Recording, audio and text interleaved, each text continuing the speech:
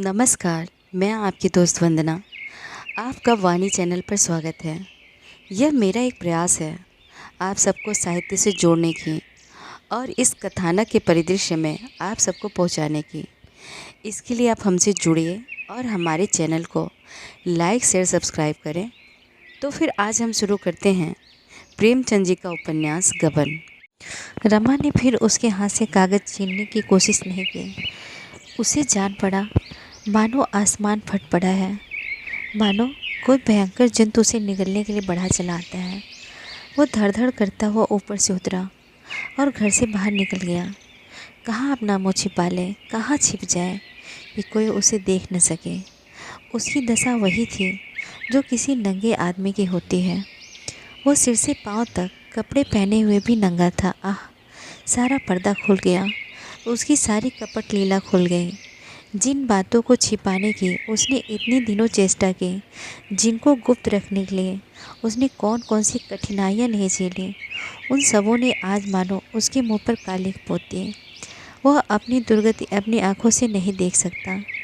जालपा की सिसकियाँ, पिता की झड़कियाँ, पड़ोसियों की कानाफूसियाँ सुनने की अपेक्षा मर जाना कहीं आसान होगा। जब कोई संसार में न रहेगा तो उसे इसकी क्या परवाह होगी कि कोई उसे क्या कह रहा है। हाय, केवल 300 रुपये के लिए उसका सर्वनाश हुआ जा रहा है। लेकिन ईश्वर की इच्छा है तो वह क्या कर सकता है। प्रियजनों की नज़रों से फिर कर जिए तो क्या जिए। जालपा उसे कितना नीच, कितना कपटी, कितना धूर्त, कितना गपोड़िया समझ रही होगी। क्या वह अपना मुंह दिखा सकता है? क्या संसार में कोई ऐसी जगह नहीं है जहाँ वह नए जीवन का सूत्रपात कर सके, जहाँ वह संसार से अलग थलग सबसे मुंह मोड़कर अपना जीवन काट सके, जहाँ वह इस तरह छिप जाए कि पुलिस उसका पता न पा सके। गंगा की गोद के सिवा ऐसी जगह और कहाँ थी। अगर जीवित रहा तो महीने 2 महीने में अवश्य ही पकड़ लिया जाएगा। उस समय उसकी क्या दशा होगी। वह हथकड़ियाँ और बेड़ियाँ पहनने अदालत में खड़ा होगा। सिपाहियों का एक दल उसके ऊपर सवार होगा। सारे शहर के लोग उसका तमाशा देखने जाएंगे। जालपा भी जाएगी, रतन भी जाएगी। उसके पिता, संबंधी, मित्र, अपने पराए सभी भिन्न भिन्न भावों से उसकी दुर्दशा का तमाशा देखेंगे। नहीं, वह अपनी मिट्टी यूँ न खराब करेगा, न करेगा। इससे कहीं अच्छा है कि वह डूब मरे। मगर फिर ख्याल आया कि जालपा किसकी होकर रहेगी। हाय, मैं अपने साथ उसे भी ले डूबा। बाबूजी और अम्मा जी तो रो धोकर सब्र कर लेंगे, पर उसकी रक्षा कौन करेगा। क्या वह छिपकर नहीं रह सकता? क्या शहर से दूर किसी छोटे से गांव में वह अज्ञातवास नहीं कर सकता? संभव है कभी जालपा को उस पर दया आए, उसके अपराधों को क्षमा कर दे। संभव है उसके पास धन भी हो जाए, पर यह असंभव है कि वह उसके सामने आंखें सीधी कर सके। न जाने इस समय उसकी क्या दशा होगी। शायद मेरे पत्र का आशय समझ गई हो। शायद परिस्थितियों का उसे कुछ ज्ञान हो गया हो। शायद उसने अम्मा को मेरा पत्र दिखाया हो और दोनों घबराई हुई मुझे खोज रही हो। शायद पिताजी को बुलाने के लिए लड़कों को भेजा गया हो। चारों तरफ मेरी तलाश हो रही होगी, कहीं कोई इधर भी ना आता हो। कदाचित मौत को देखकर भी वह इस समय इतना भयभीत न होता जितना किसी परिचित को देखकर। आगे पीछे चौकन्नी आंखों से ताकता हुआ वह उस जलती हुई धूप में चला जा रहा था। कुछ खबर न थी किधर जा रहा है। सहसा रेल की सीटी सुनकर वह चौंक पड़ा। अरे, मैं इतनी दूर निकल आया। रेलगाड़ी सामने खड़ी थी। उसे उस पर बैठ जाने की प्रबल इच्छा हुई, मानो उसमें बैठते ही वह सारी बाधाओं से मुक्त हो जाएगा। मगर जेब में रुपए न थे, उंगली में अंगूठी पड़ी हुई थी। उसने कुलियों के जमादार को बुलाकर कहा, कहीं यह अंगूठी बिकवा सकते हो? 1 रुपया तुम्हें दूंगा। मुझे गाड़ी में जाना है। रुपए लेकर घर से चला था, पर मालूम होता है कहीं गिर गए। फिर लौट कर जाने में गाड़ी न मिलेगी और बड़ा भारी नुकसान हो जाएगा। जमादार ने उसे सिर से पाँव तक देखा, अंगूठी ली और स्टेशन के अंदर चला गया। रमा टिकट घर के सामने टहलने लगा। आंखें उसकी ओर लगी थी। 10 मिनट गुजर गए और जमादार का कहीं पता नहीं। अंगूठी लेकर कहीं गायब तो नहीं हो जाएगा। स्टेशन के अंदर जाकर उसे खोजने लगा। एक कुली से पूछा तो उसने पूछा, जमादार का नाम क्या है? रमा ने जबान दांतों से काट ली। नाम तो पूछा ही नहीं, बतलाए क्या? इतने में गाड़ी ने सीटी दी। रमा अधीर हो उठा, समझ गया। जमादार ने चकमा दिया। बिना टिकट लिए ही गाड़ी में आ बैठा। मन में निश्चय कर लिया, साफ कह दूंगा मेरे पास टिकट नहीं है। अगर उतरना भी पड़ा तो यहाँ से 10-5 कोस तो चला ही जाऊंगा। गाड़ी चल दी। उस वक्त रमा को अपनी दशा पर रोना आ गया। हाय, न जाने उसे कभी लौटना नसीब भी होगा या नहीं। फिर यह सुख के दिन कहाँ मिलेंगे। यह दिन तो गए, हमेशा के लिए गए। इसी तरह सारी दुनिया से मुँह छिपाए वह एक दिन मर जाएगा। कोई उसकी लाश पर आंसू बहाने वाला भी ना होगा। घर वाले भी रो धोकर चुप हो जाएंगे। केवल थोड़े से संकोच के कारण उसकी यह दशा हुई। उसने शुरू ही से जालपा से अपनी सच्ची हालत कह दी होती तो आज उसे मुख पर कालिख लगाकर क्यों भागना पड़ता। मगर कहता कैसे? वो अपने को अभाग्नि न समझने लगती। कुछ न सही, कुछ दिन तो उसने जालपा को सुखी रखा। उसकी लालसाओं की हत्या तो न होने दी। रमा के संतोष के लिए अब इतना ही काफ़ी था। अभी गाड़ी चले 10 मिनट भी न बीते होंगे। गाड़ी का दरवाज़ा खुला और टिकट बाबू अंदर आए। रमा के चेहरे पर हवाइयाँ उड़ने लगी। एक क्षण में वह उसके पास आ जाएगा। इतने आदमियों के सामने उसे कितना लज्जित होना पड़ेगा। उसका कलेजा धक धक करने लगा। ज्यों-ज्यों टिकट बाबू उसके समीप आता था, उसकी नाड़ी की गति तीव्र होती जाती थी। आखिर बला सिर पर आ ही गई। टिकट बाबू ने पूछा, आपका टिकट? रमा ने जरा सावधान होकर कहा, मेरा टिकट तो कुलियों के जमादार के पास ही रह गया। उसे टिकट लाने के लिए रुपए दिए थे, न जाने किधर निकल गया। टिकट बाबू को यकीन न आया, बोला, मैं यह कुछ नहीं जानता। आपको अगले स्टेशन पर उतरना होगा। आप कहाँ जा रहे हैं? रमानाथ, सफ़र तो बड़ी दूर का है, कलकत्ता तक जाना है। टिकट बाबू, आगे के स्टेशन पर टिकट ले लीजिएगा। रमानाथ, यही तो मुश्किल है। मेरे पास 50 का नोट था। खिड़की पर बड़ी भीड़ थी। मैंने उस नोट को जमादार को टिकट लाने के लिए दिया, पर वह ऐसा गायब हुआ कि लौटा ही नहीं। शायद आप उसे पहचानते हो, लंबा लंबा चिचक रू आदमी है। टिकट बाबू, इस विषय में आप लिखा पढ़ी कर सकते हैं, मगर बिना टिकट के जा नहीं सकते। रमा ने विनीत भाव से कहा, भाई साहब, आपसे क्या छुपाऊं, मेरे पास और रुपए नहीं हैं। आप जैसा मुनासिब समझें करें। टिकट बाबू, मुझे अफसोस है बाबू साहब, कायदे से मजबूर हूँ।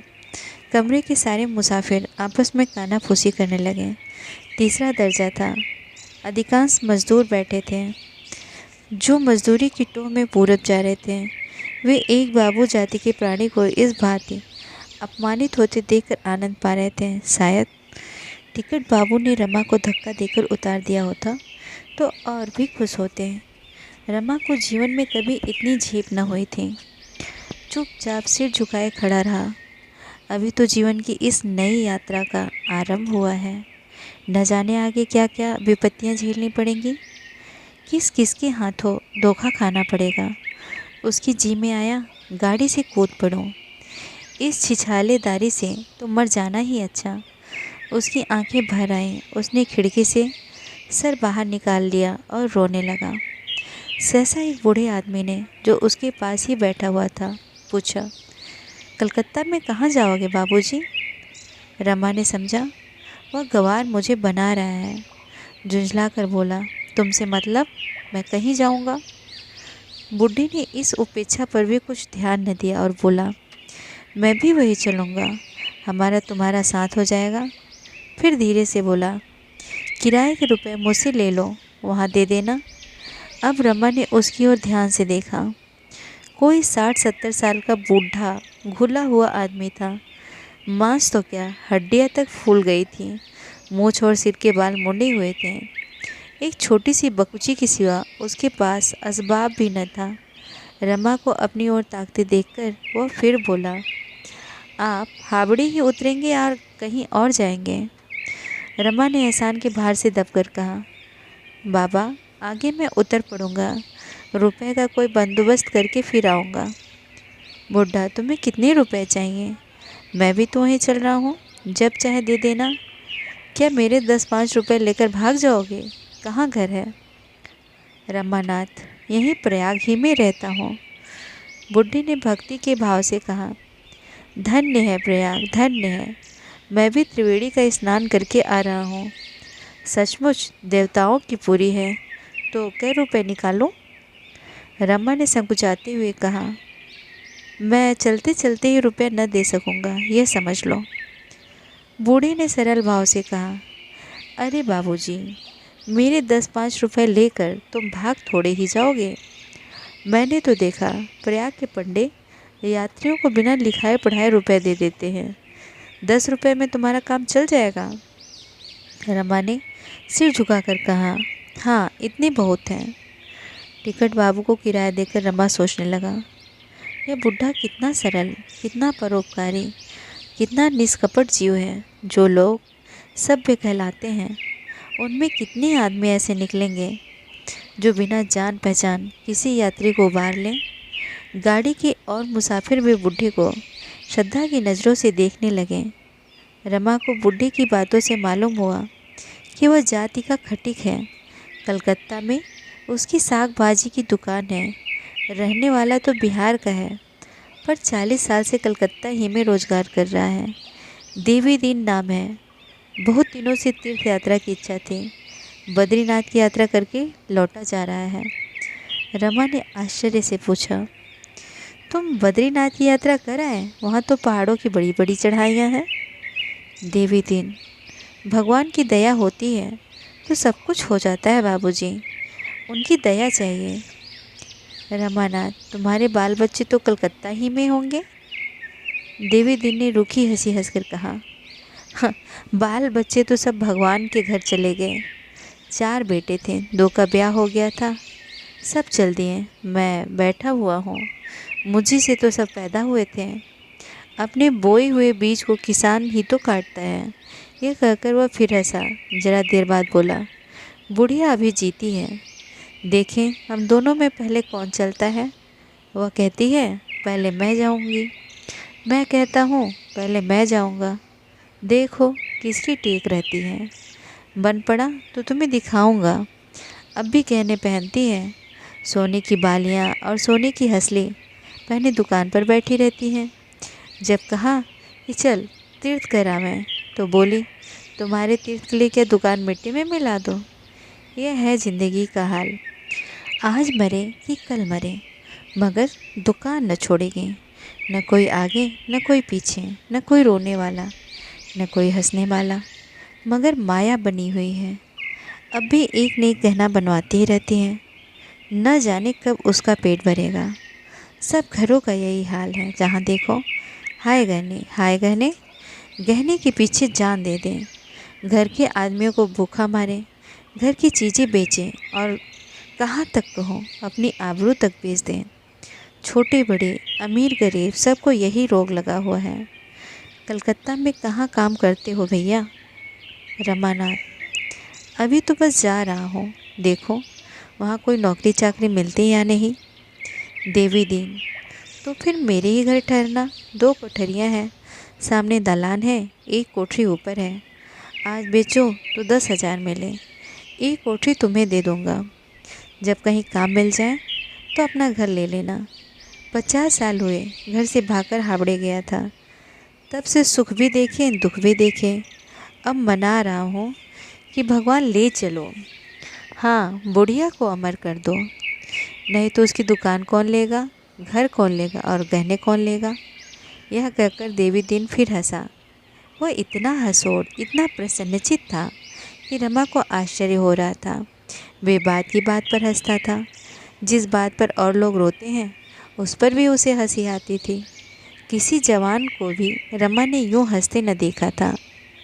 इतनी देर में उसने अपनी सारी जीवन कथा कह सुनाई। कितने ही लतीफ़े याद थे। मालूम होता था रमा से वर्षों की मुलाकात है। रमा को भी अपने विषय में एक मनगढ़ंत कहानी कहनी पड़ी। देवी दिन, तो तुम भी घर से भाग आए हो। मैं अच्छी तरह समझ गया। घर में झगड़ा हुआ होगा। बहू कहती होगी मेरे पास गहने नहीं, मेरा नसीब जल गया। सास बहू में पटती न होगी। उनकी आपसी कलह सुन सुन जी और खट्टा हो गया होगा। रमानाथ, हाँ बाबा, बात यही है, तुम कैसे जान गए? देवी दीन हंसकर बोला, यह बड़ा भारी काम है भैया। इसे तीली की खोपड़ी पर जगाया जाता है। अभी लड़के वाले तो नहीं है ना? रमानाथ, नहीं, अभी तो नहीं है। देवी दीन, छोटे भाई भी होंगे? रमा चकित होकर बोला, हाँ दादा, ठीक कहते हो, तुमने कैसे जाना? देवी दिन फिर ठट्ठा मारकर हंसते हुए बोला, यह सब मंत्रों का खेल है। ससुराल धनी होगी क्यों? रमानाथ, हाँ दादा, है तो। देवी दिन, मगर हिम्मत न होगी। रमानाथ, बहुत ठीक कहते हो दादा, बड़ी कम हिम्मत है। जब से विवाह हुआ अपनी लड़की तक को बुलाया नहीं। देवी दिन, समझ गया भैया, यही दुनिया का दस्तूर है। बेटी के लिए कहो चोरी करें, भीख मांगें, बेटी के लिए घर में कुछ है ही नहीं। 3 दिन से रमा को नींद न आए थे। दिन भर रुपए के लिए मारा मारा फिरता, रात भर चिंता में पड़ा रहता। इस वक्त बातें करते करते उसे नींद आ गई। गर्दन झुकाकर झपकी लेने लगा।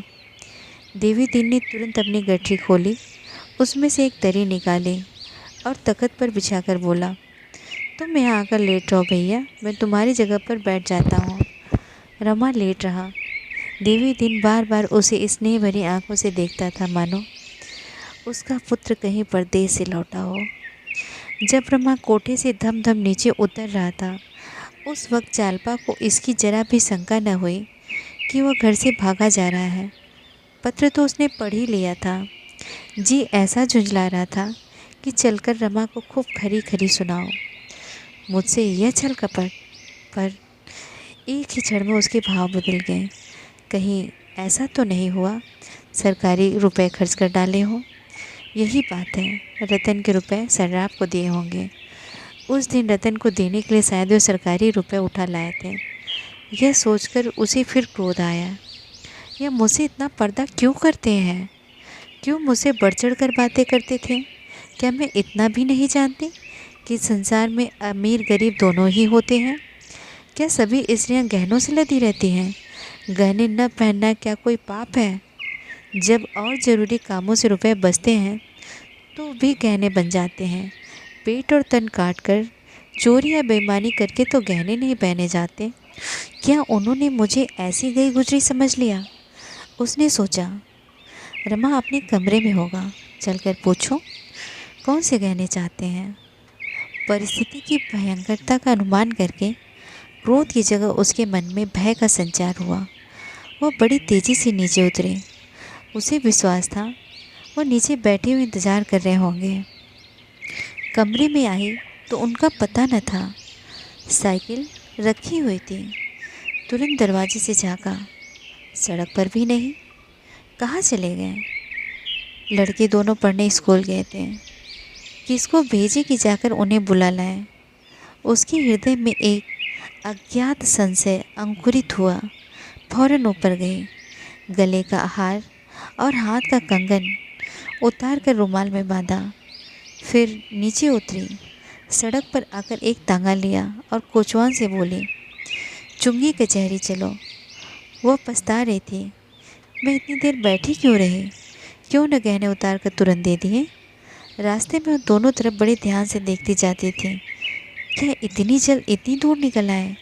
शायद देर हो जाने के कारण वह भी आज तांगे पर ही गए हैं, नहीं तो अब तक ज़रूर मिल गए होते हैं। तांगे वाले से बोली, क्यों जी, अभी तुमने किसी बाबूजी को तांगे पर जाते देखा? तांगे वाले ने कहा, हाँ माई जी, एक बाबू अभी इधर ही से गए हैं।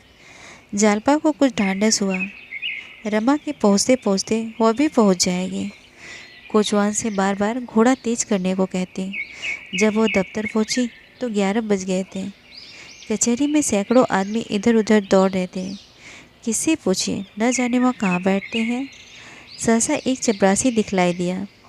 जालपा ने उसे बुलाकर कहा, सुनो जी, जरा बाबू रमानाथ को तो बुला लाओ।